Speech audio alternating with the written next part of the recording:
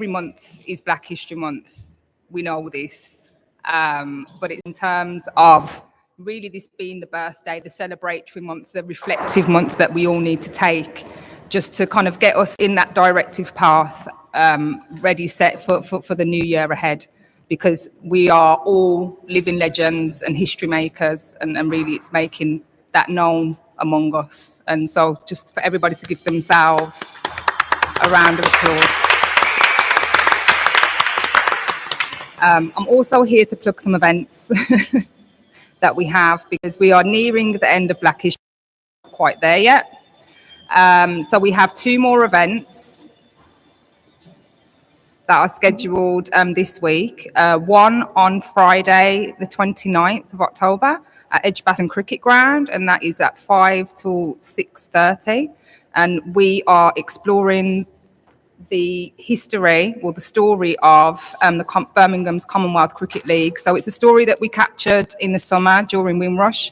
There were elements of it that we weren't able to put out at the time because of time constraints, but we are revisiting that story and honouring the gentleman that paved the way for that cricket league moving forward. So again, that is open to all. There are limited spaces available, but if you check our social media channels, we do have tickets available. It's a free event as well. And you will get fed there too, but maybe not as grand as you've had here today.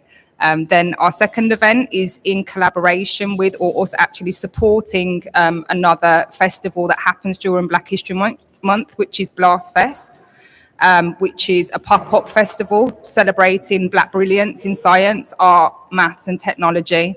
So if you'd like to come and join us with our roadshow on Sunday, the 31st of October, and that is at the Think Tank. We will be there from 12 until 6 p.m.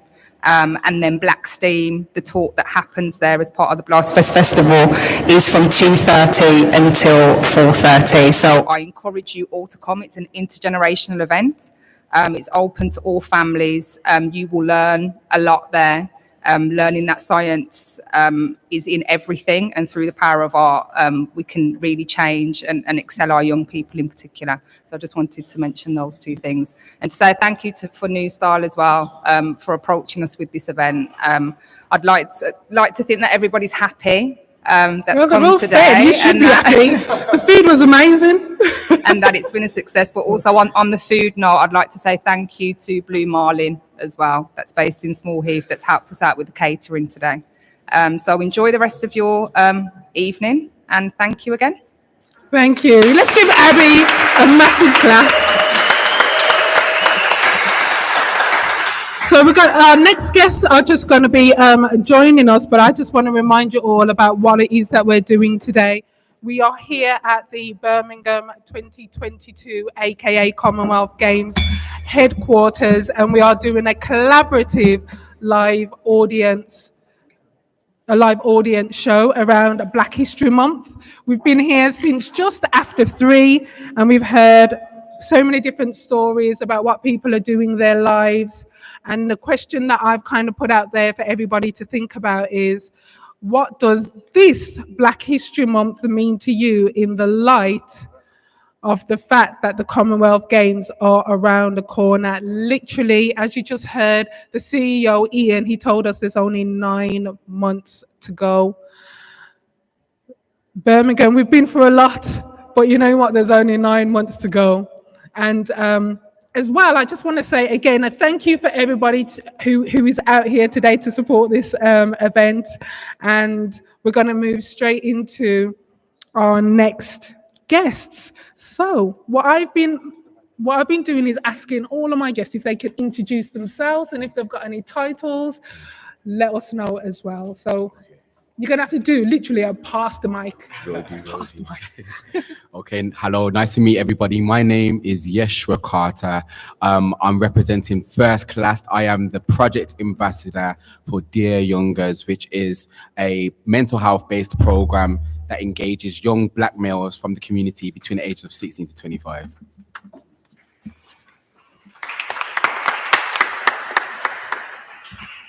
Hi everyone, my name is Hezron Brown, Pride of Britain winner, and I'm also the CEO of More Talk, More Action Limited and also More Talk, More Action UK CIC, where we hold mentoring for young people from the ages of 11 up to 25, helping all walks of life from young people to help them better their life, make the right choices and kind of go onto the right paths.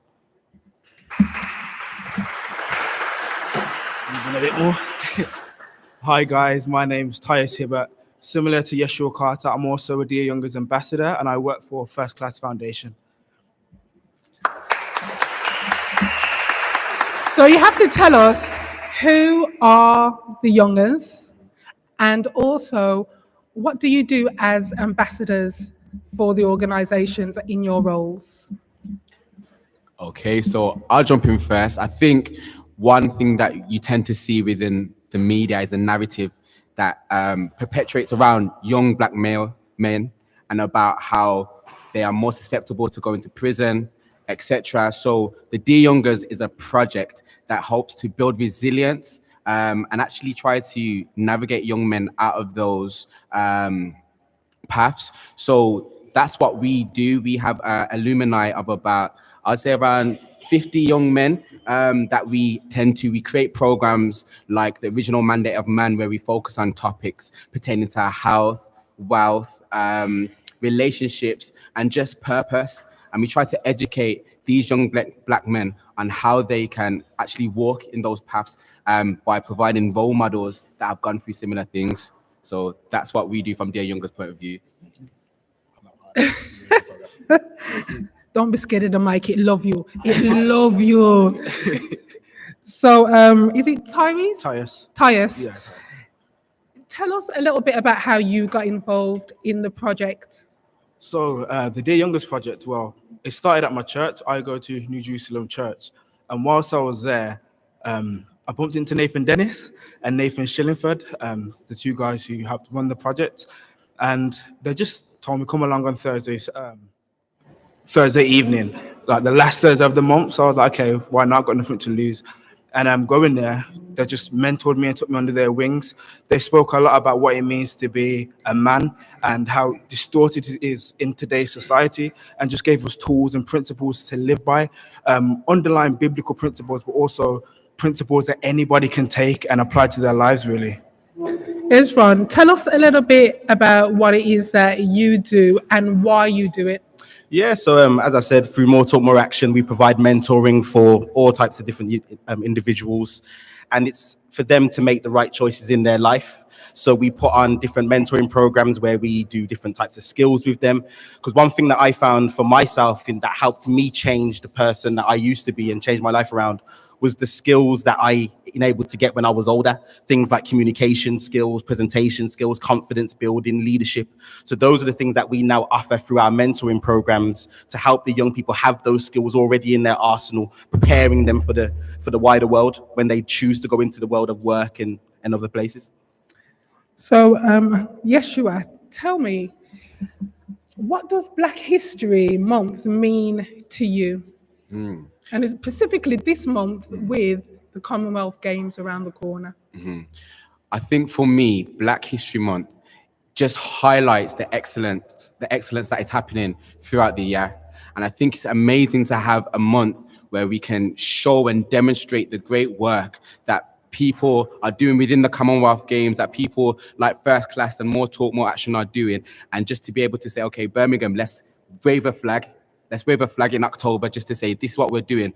But I think even outside of Black History Month, it's something that should continue to be talked about. We should always have a banner, but that's what Black History Month means to me. Okay, pass on the mic. Right, are you passing it all the way around? I was going to come back.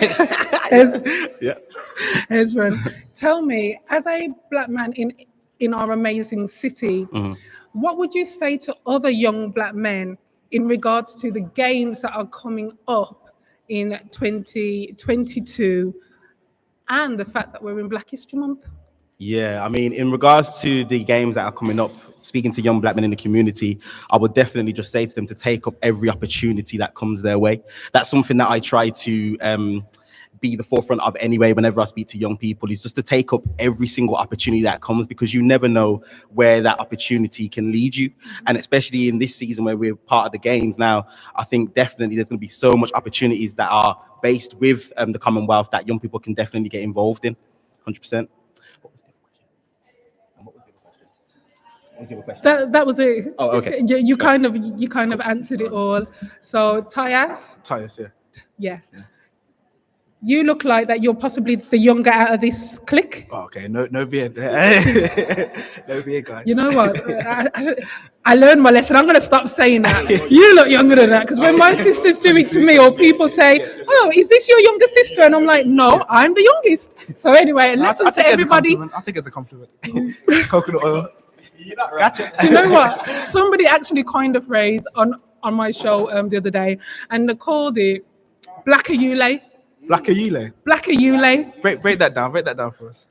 Well, I don't want to say what the full name would be, because it's, you know what I mean, we're not promoting. I get it. But Blacker Yule, basically. So we're in Black History Month. There has been so much negativity around young black men, especially in our city. Yeah. What are some of the positive things you've experienced in our city in regards to some of the black men and young men that you have worked with? So that's a good question. At the Dear Youngers, what we wanted to do, we wanted to make it where we wasn't just in Black history, we wasn't just looking at the negative. We wanted to do things that is positive for the Black community all year round. And in doing so, we've created a project with the Commonwealth Games called the Game Changers, where we go out to different parts of the city, north, east, south, west, and recruit young people to come on board into the games and to earn a little. The young people, so not everyone's had work experience, so it's to gain that work experience and to understand the level of purpose and their reason for being here on earth, really. Does that answer your question? It does, but what's the benefit of volunteering when you're not getting any money or you're just getting expenses? Because some people might be thinking, well, you know, I'd rather have some money in my pocket. Yeah. But what's the benefits of volunteering? It is a paid experience. Oh, it is? Yeah, it is a paid experience. All right. All right, everybody. After, you must give us all the social medias and everything. Yes, we'll fill in some more. Paid, everyone. Yeah. Just off the back of that, I think opportunities, one analogy I love to use is opportunities are like an acorn. And once you plant that acorn, into an environment that's conducive to growth, it can produce a forest. And this is what we say to young people. We say, take an opportunity, because once you work an opportunity, you do not know who you may meet that can push you and catapult you into a whole new places, whole new positions, whole new places of purpose. And I think that's what we're trying to do with the Game Changers program. So we're trying to attract inner city young males to say, you know what, engage in the sports with us, but help us shape the culture of the sports, and let's see where we can take you from there. So yeah, that's the main aim with the Game Changers program. So Ezra, finally, and I'm going to ask you all three of you this question. What is your final message that you would like to leave for our audience and our listeners on FM right now? Ooh. Why, sir? You can see the clock My brain ticking. was like ticking. All right, then whoever's got it first, then you can just pass the mic, because I think again, just leading it back to opportunities and what I said previously, always take every opportunity that comes your way. Never just look at it and think, oh, it's just something that I'm gonna do, or I haven't got time to do. Always see it as it's something that can help you and benefit your future, and never ever say no to an opportunity, because you don't know where it can take you. So I'll probably. And if people wanted to find you, social media, website, can you let us know? Yeah, of course. So if you wanted to go to our website, it's www.moretalkmoreaction.org.uk. And again, we're on Instagram as well at More Talk More Action. Over to you, young man. The one who took it as a compliment. I have no idea. It's got such a baby face, though. Just repeat the question one more time, please, just so I can give you a good answer. Just your final last message to our listeners and our audience. Plus, can you let us know your social media, website? It's kind of like over to you, really. Something inspirational for Black History Month. Okay. While he's It's a hard question, you know. It's a hard question. all right, then just Okay, pick- no, there's a you saying ready? that I always go off. From a preacher that I really look up to, and he goes, "The greatest tragedy in life is not death, but a life without a purpose." So, what I would tell the users, the listeners, and the young people listening, and also to everyone in here, is that to find a reason for living. That we're born for a reason. Everyone's born with a purpose and for something to do on earth, and we don't want. And there's another saying that I like, I'd put it out there as well. The richest place on earth is the graveyard, because a lot of people die with ideas. A lot of people die with opportunities that can change the world and can build new things into the system. And the graveyard takes it. So inside the graveyard, there's a lot of, as I said, ideas, formulas, things that could change the world, but people are too scared to activate it. So I'd say right now, it's for the listeners listening. I would say to you, find a reason that makes you live. Find something, find a source of living. Mine is my faith, God, Jesus Christ. But I'd say find a source for living and just live out your purpose and die empty. And finally, Joshua, you ain't got no choice for no pause. So You have to make me follow Tyus, you know. But I think one thing I would say is to those young people who are listening, and we're talking a lot about volunteering, I want them to recognize that they should break the mold. Sometimes they might be thinking to themselves, nah, as you said, I don't want to volunteer, I don't want to do things for free, but they don't actually see what that can possess in their future. So people like myself and Tyus, we started off as volunteering for First Class Foundation, and now we're leading a massive projects with NHS, with Commonwealth Games, doing work with EY and all these corporate organizations. And that is planting a seed and changing a lot of other young people's lives. So don't ever look at your current circumstance and think, oh no, it's not going to bring me anywhere. Have vision and be able to look past what you can see now, and look past obstacles and have vision, basically. So that's what I would say. Oh, and cool, where to find us. So First Class Foundation on Instagram, Dear Youngers on Instagram, and my personal LinkedIn, Yeshua Carter, if you want more information around the projects, and Tyus Hibbert on Instagram. So yeah, thank you so much. finally, Joshua, you chose a track, and you have to tell us what it is, why you chose it, and who's the artist. Okay. Do I need to remind you? No. So I chose Kurt Franklin's Smile. I would sing for you guys today, but you can hear so my voice is a bit rough. But the reason, the reason that I chose that track is because I think when we look at Black history, there's always a negative connotation attached to Black history. Oh, Black history comes from slavery, and it can kind of like stain the minds of a lot of young people thinking that we've come from slavery. But no, I want young people to recognize that preceding that, and even after that, there were so many amazing Black innovators. Black people were kings. Black people were not just slaves. And even now, even if we're sometimes susceptible or can be caught up in systematic racism, that doesn't define us. We can always break that mold. We can always do something. So I want people to smile through the negative narratives, continue to smile and paint a beautiful picture. So yeah. And show those white pearlies, everybody. Show them fresh. In our live auditorium here, we're just live now. So to all of our listeners at home, whether you're in your car, wherever you may be, we are currently streaming live from the Birmingham 2020 headquarters, aka the Commonwealth Games HQ, and we are in collaboration for this Black History Month show. We've been here from just after 3 o'clock, and we're coming to the end currently. And our next guest with us, who we're going to be talking to, I've met him a few times now as I've covered different events for the Commonwealth Games, but I'm going to let him introduce himself. Over to you. My name's Kofi Josephs. I'm from Birmingham. I'm from Aston. 30 years old. Been playing professional basketball now for 5 years. Plying my trade all over the world, probably about 7 countries. I'm a full-time model and I'm an artist too. So how did you get into basketball, and when were you discovered for the is it the British team, British Yeah, the basketball team? England national England, team and England, Great Britain. and So Great Britain. Yeah. I started playing basketball when I was about 10. I think I was in like year 5 or year 6. I wasn't really into it. I was into everything else. I used to swim, do martial arts. I got kicked out of class one day. My mentor, he used to play basketball. He was about 6'5".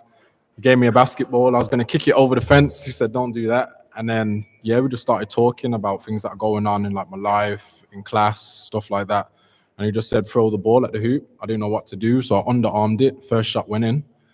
And after that, I calmed down. We just kept talking every day, every playtime. Now I'm hanging out with him. I'm not hanging around with certain friends and stuff. And then, yeah, my love for basketball just grew, and he just kept nurturing it. And then I just kept growing from there.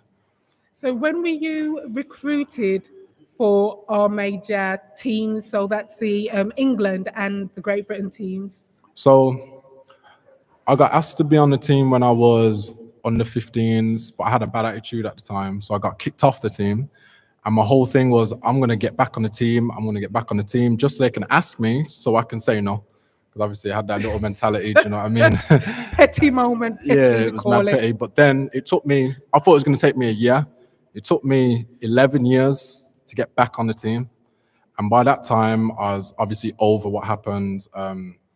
And the opportunity to represent my country at the Commonwealth Games in Australia was crazy for me. So I went into it, played well, and got selected as one of the first players. So, but it's crazy because right before that, I was going to quit basketball. It was stressful and everything like that. But then finally getting that chance to represent my country, which I'd wanted to do my whole career, was something that I just couldn't quit on. Do you know what I mean? And having that opportunity was just life changing.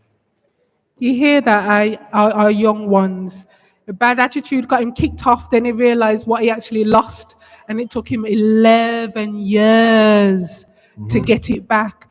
But the moral of this story is he didn't give up, and he did get it back, and look where he is now.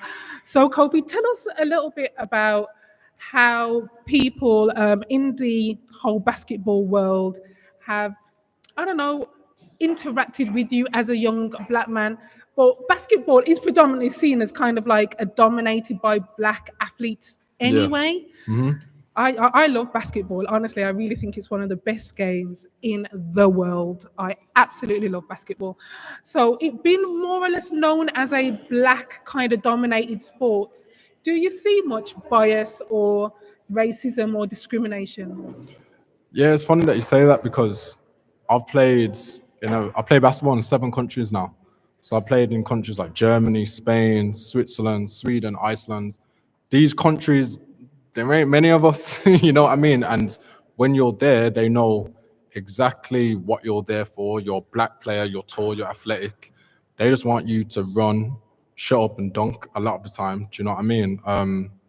And sometimes the reception's great, but you kind of know what they want from you. Do you know what I mean? You're obviously being in this profession, you're seen as talent. You're not really seen as a person. It's come in, do your job, and if you don't, we're firing you and you bring someone else in. So you're having to face that, but knowing that you're black, even coming down to like the style of the way that you play and stuff like that, getting racism when you go to other teams, which is quite crazy. You see it in football sometimes, even your own fans, if you're not playing well or the team's losing, their energy towards you is a lot different. Do you know what I mean? So having to deal with that, even though it's a black sport, it's not really, especially when you're applying your trade around Europe and like certain parts of America.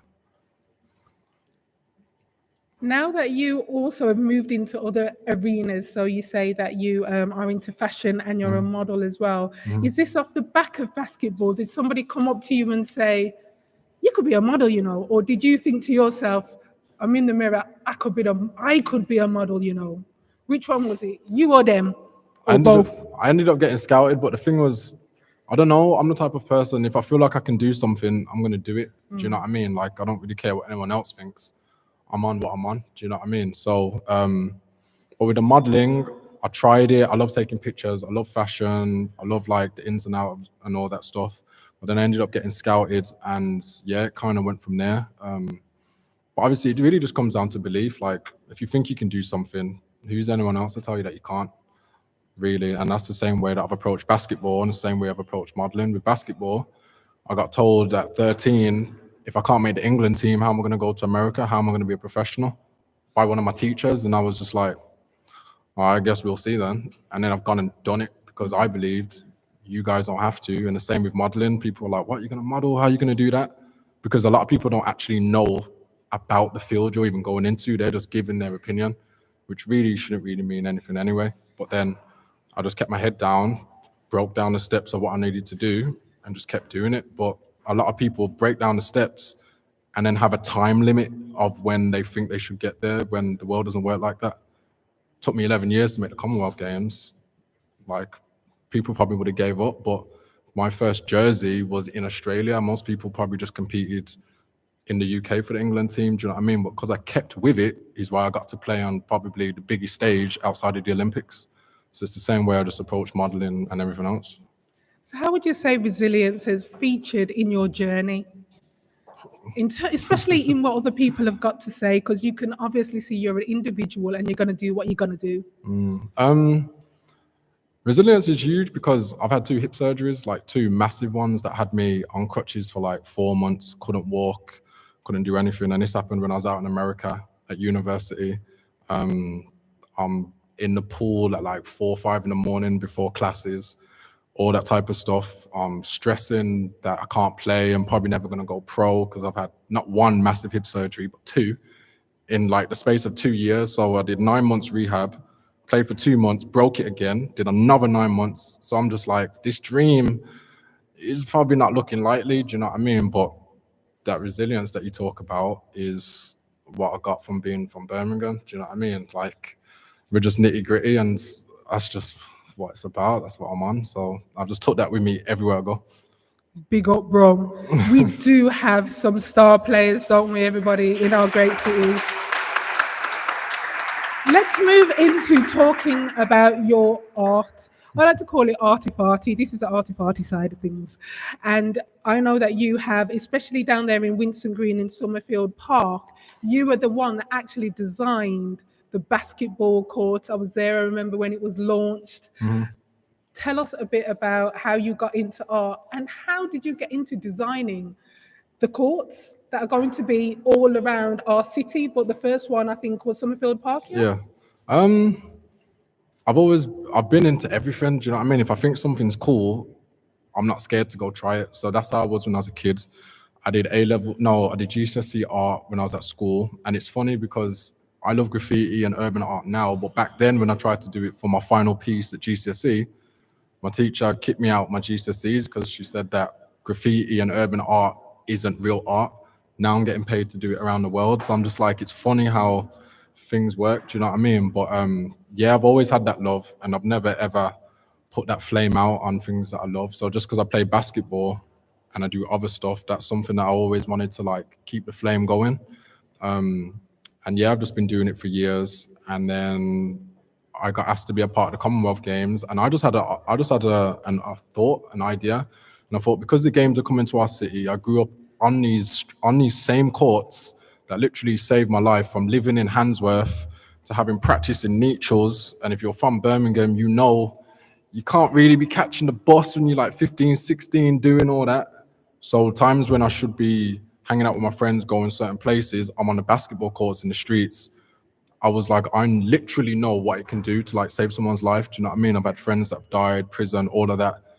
And then because I've been doing that, I got a scholarship to America. And I truly believe it's because of certain basketball courts taking my time. Do you know what I mean? And then I had the idea. I spoke to someone at the games and I said, I'd love to paint some courts. That way I get to give back to the community, still fulfill my love for art, still fulfill my love for basketball. And I know what it can literally do for the young people because they've said it to me. Do you know what I mean? They don't want to hang out on these dead courts. So yeah, spoke to the games. They said it's a great idea. It took a whole year for it to happen. And then obviously we got it done and it's been a great reception and I'm hoping to do some more. Finally, what would you like to leave with our listeners through the FM and our live audience in regards to the question I've kind of been putting out there around what are your thoughts around this Black History Month in the light that the Commonwealth Games are just around the corner? I think it's key because if you look at the games, any sporting event, to be honest, a lot of the black athletes, like, we're doing our thing. Do you know what I mean? And it's like, it's undeniable now, especially with like social media and people just seeing what's going on. It's undeniable. You got so many young people, like even like 7, 8-year-olds that are young and black that are killing it. So they can't run this whole, yeah, you guys are amazing when you're older, but when you're young, you're troublesome, because we're seeing that the young and they're focused, do you know what I mean, in every single age group. So I think the Commonwealth Games being on such a huge stage, like, it's just on the Olympics, like, it's a massive sporting event. I think it's just key for us to be on show for the positivity, because there's a lot of negative stuff, especially with like young black men as well. It's mad and it's crazy because I'm one of them and I'm like one that's excelling and I'm trying to fight the corner of them guys that are younger, but they don't understand because I'm like, I was one of them. Do you know what I mean? Like, we can do it living in the flesh, but they like to separate me from them. Do you know what I mean? And I'm like, we're the same. You nurture them and give them the right opportunities and stick with them, then they can be these too. But a lot of people like to give up on them young, give up on them early. And I think the Commonwealth Games is going to be huge, not just for the athletes, but also for young people that are in the city, because we don't get to see stuff like this. Do you know what I mean? Like, you're going to be in Aston, Erdington, and you can go town and be hanging out, and there's Usain Bolt, there's another athlete, there's the sprinters from Jamaica, the women. Like, to have that kind of opportunity when like they're live in the flesh is different. Do you know what I mean? And on TV, your brain always tells you, yeah, that's for them. That's not for me. Do you know what I mean? But now they're literally going to be there. You're going to be walking around. You're going to see the athletes. And I know, because when I was in Commonwealth, I'm boxing around the Gold Coast and people are like, oh my God, I saw you play last night. Little kids are all inspired. I'm just going to do the same thing for inner city Birmingham and the young black kids. So I think it's fantastic, really. Before I ask you for your final track, because that's what we're going to end on today, I just want to close our formal ceremonies here and firstly thank Abigail, Jeff, and the rest of the Birmingham 2020 for enabling us to be here today. And to all of our listeners out there, and especially our young ones, just like Kofi here, I had an idea and I brought it to a member of the organization and there was a yes, and then it came all the way through and we're here today. So from both of us, we can both tell you, do not put those ideas or those dreams just to bed. If you do not ask, you will never ever know what the answer may be, and you might just get a yes.